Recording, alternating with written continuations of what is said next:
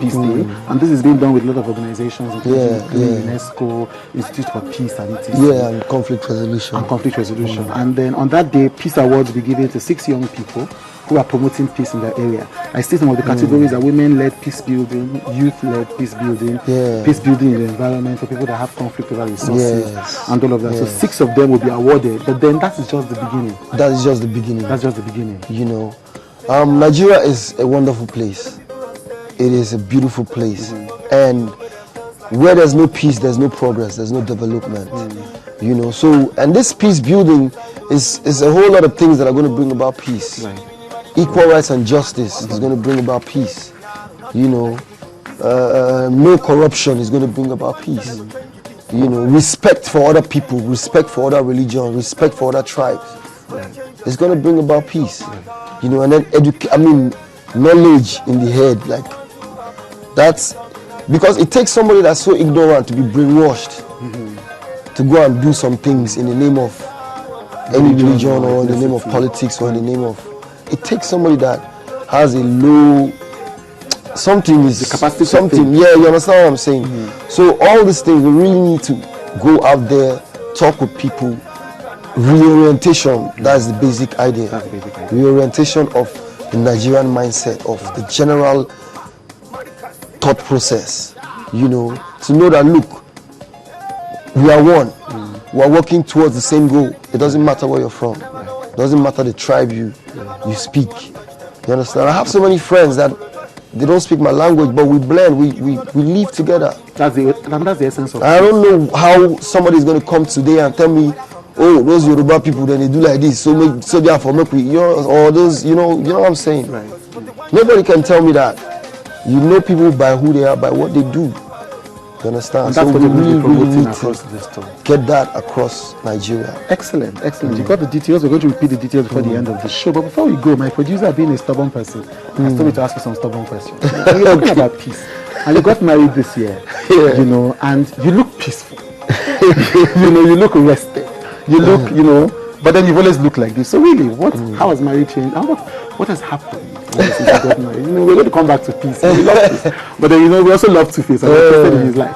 How has it been since you got married? I guess maybe because, I've known my wife for a long time. So I guess it's still almost the same. But at least, now it's official and, so many things, some kind, how I put ourselves, some kind of now I get to, I can't make any decision without her. You understand what I'm saying? Before, if I want to make a decision, it's just on me. Right. But now, everything has to be in unison. You're usually a quiet, I've met you for a long time. I think I said that one of your weaknesses is your humility. It's now becoming, that's too much humility has become a sickness, But that's a good thing, But then it was so out of character for you to have done the kind of wedding that you did. Yeah, well, like you're trying to show somebody something. No, I wasn't even trying to do that, It was supposed to be a peaceful thing, but like you said, man, my mother know they hide again, so I guess that's why it was like that, Right. I mean, once Ivy started going out, people started talking, so that's how it became like that. Let me apologize. But I wasn't doing it to show off or do anything. Let me put you on the spot. You're talking about people who you invited. One of your former bandmates was very upset. Yeah, I know. He was on the show a few weeks ago with you, and he couldn't hide it. I say he's so angry at you. No, I didn't watch the interview, but I don't think he was angry. I mean, me and him we met a couple of times after the wedding. Yes. But why didn't you invite? No, I actually did, but so many things came across the river, across the water, and preparation and all that. Right.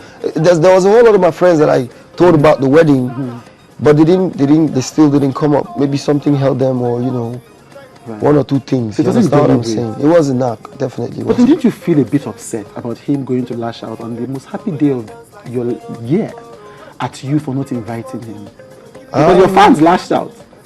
I don't really have anything to say. I mean, it's him, and like I said, I didn't watch the interview, so I don't know in what context he said that. But I don't think he was that angry. I mean, definitely, there was this stage, oh boy, man, this thing can't happen. I don't come date here.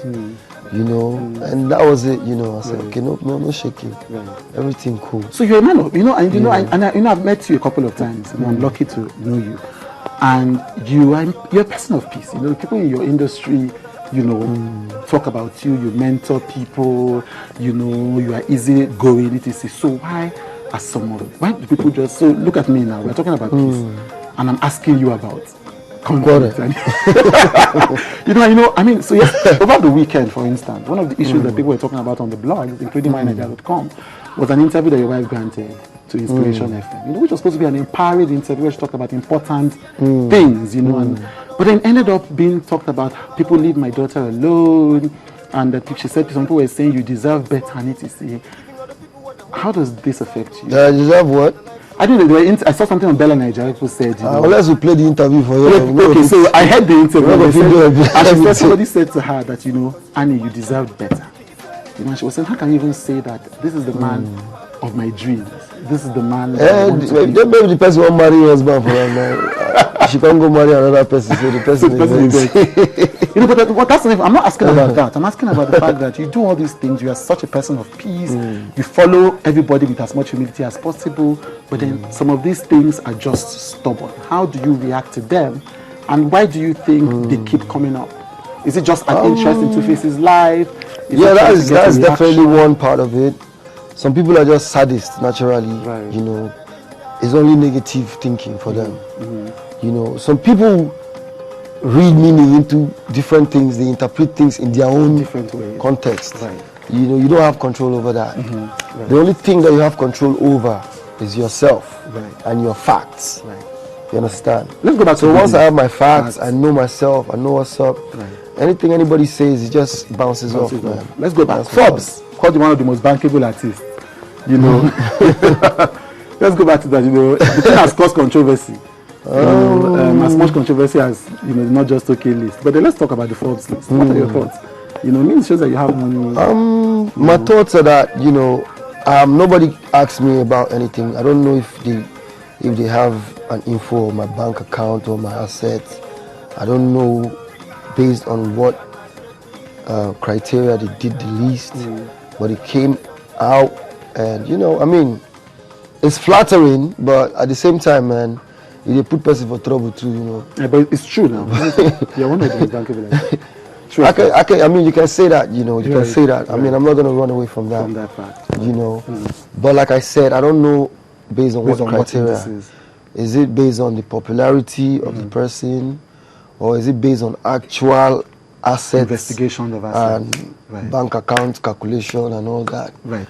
You know, so I don't know, but you know, because there's a couple of other artists that I didn't hear their name on the list. They should have been on. That they're supposed to be even number one on the list. Okay. We need to go now. I have so many questions, but I want you to repeat the website. One Love, man. For the Peace Project. Yes, so Niger people, man, let's work. Let's make Nigeria work.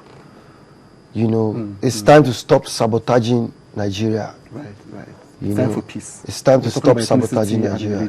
It's time for good men to stand up. Right. And regain the dignity of this country. Fantastic. You understand what I'm saying? I think there's no better. It's time for peace. It's time for peace. To reign. Right. Two-Face, it's time for our brains to start working, not backward but forward. Fantastic. You understand what I'm saying? So go to www.amillionvoicesforpeace.org, register, become a volunteer for peace. I vote for peace.